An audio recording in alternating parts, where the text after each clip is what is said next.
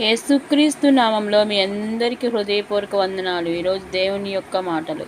ఇప్పటి వరకు నువ్వు చేసిన ప్రతి ప్రార్థనని ఆయన విన్నాడు. నువ్వు కాల్చిన ప్రతి కన్నీటికి ప్రతిఫలాన్ని ఇస్తాడు. నువ్వు బాధపడిన ప్రతి బాధను సంతోషంగా మారుస్తాడు.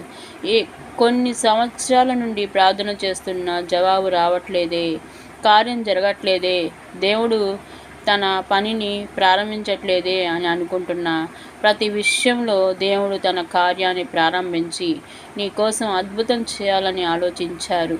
కాబట్టి నీ ప్రార్థనని ఆపొద్దు. నువ్వు ప్రార్థిస్తూ ఉండగా నీ కోసం, నీ కుటుంబం కోసం ఎంతటి కార్యాన్నైనా చేయడానికి ఆయన సిద్ధంగా ఉన్నారు. నీవు నీ కళ్ళతో ఎప్పుడు చూడని కార్యాలు చూస్తావు.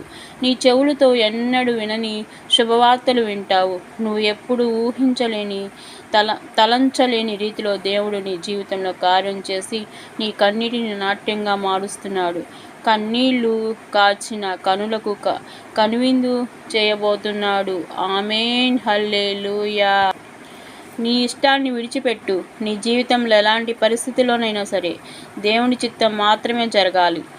నువ్వు దేవుని చిత్తాన్ని మాత్రమే అంగీకరించాలి. నువ్వు దేవుని చిత్తాన్ని మాత్రమే నెరవేర్చాలని గుర్తుపెట్టుకో. అప్పుడే దేవుడు ప్రతి విషయంలోనూ ఆనందంగా, తృప్తిగా, మనశ్శాంతిగా, ధైర్యంగా జీవించగలవు. ఆమేన్, హల్లెలూయా. దాటిపోబోకయ్యా, దాటిపోబోకయ్యా, యేసయ్యా నా దేవా, యేసయ్యా నా ప్రభువా, దాటిపోబోకయ్యా,